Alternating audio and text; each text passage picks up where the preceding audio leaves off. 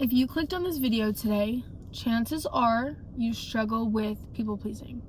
You know what it is, you recognize that you have the traits of a people pleaser, but you don't know how to break free from the cycle.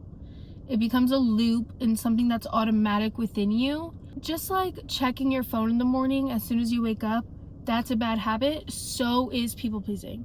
It's just a habit.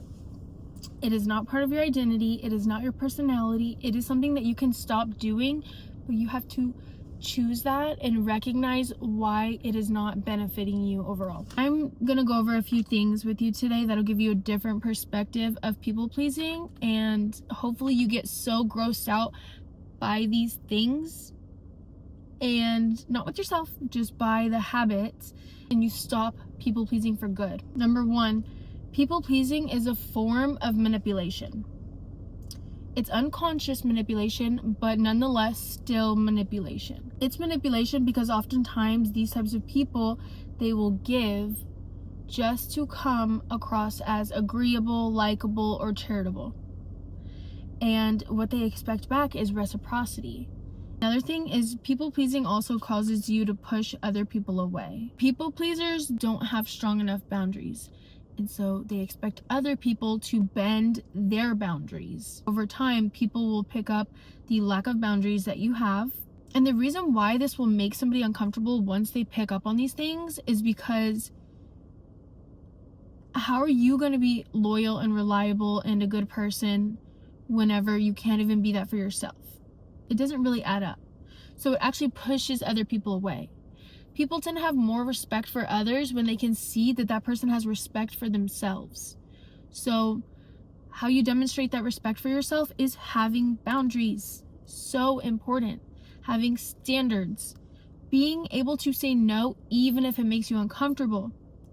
Being able to share your feelings with somebody. If they made you feel a certain type of way, and you did the self-reflection first, you come to them, it shows that you respect yourself. And people actually bond more through that than they do with the person that is always saying yes, never shares their feelings, they're just passive.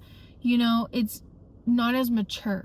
Another thing is there's something called the false consensus effect. I hope I explained this well. I read about it months ago. Basically what it is the way that you think, you project that onto others. You will start to think that everyone thinks the way that you do, or everyone has the same perspective as you. And that's not for everybody, of course. If you're very, very self-aware, you're okay with people having their own thoughts, opinions, whatever. But for the people pleaser, it's pretty common. They will become resentful when they realize that others don't please them the way that they please others, if that makes sense. Here's an example. Let's say you're a waitress at a restaurant and you have to do side work at the end of the night. You offer to do somebody else's for them, and everything's great. They're happy that you did that for them. You feel good. You feel all excited, like, wow, I really did that for them. And on the next night you work together again, but you have to leave early that night. Let's say something came up, you have to leave early, but that person isn't able to do your side work for you.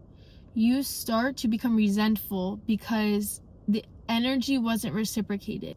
You start to feel like that person's rebellious, untrustworthy, unreliable, and there's something wrong with them because they didn't do exactly what you did for them. They didn't please you in the way that you please them. People pleasers, when you don't match their energy or give the exact same thing they gave to you, they get angry and upset and become resentful. Another thing you have to realize is there's no real benefits to people pleasing. As I've already pointed out in this video, it drains you, it makes you lose respect for yourself, it causes friction and for you to be unaligned in your life and on your path. Basically, people pleasing is service with expectation, and it's no boundaries disguised as closeness. People pleasers play a very dangerous game, and they might not be aware of it, but if you get attached to people pleasers or you're close to them, you've probably felt their wrath in some type of way. So the day you say no, even if you know there's repercussions, or even if you feel uncomfortable saying your truth, you will feel so empowered, and you'll start to transform the way you perceive yourself. You will be more aligned, and you will also move with more purpose. It'll gradually happen. And the point that I'm at in my journey is, well, I've already realized that I was a people pleaser, and then I started setting boundaries and all of these things. Now I'm at the point where I love saying no. I'm at the point where if somebody makes me uncomfortable, I'm going to say that they made me uncomfortable. If I don't want to do something, I'm not going to do it. Putting yourself first is not selfish. But if you don't put yourself first, you may be sacrificing yourself. What would you rather have? Would you rather be viewed and perceived as selfish, or would you rather sacrifice yourself for everything and everybody just so they like you? In order to develop strong boundaries, it's like a skill. You need consistency and practice. Write down your boundaries and stay true to those boundaries. But yeah, I hope I gave you the ick. Don't be manipulative, don't be a people pleaser, because it's more expensive than you think. It's costing you a lot to be a people pleaser. Yeah, if y'all want to continue the conversation, leave me a comment. Don't forget to like to show support, and subscribe if you are up for it. I will see you guys in the next video. Bye.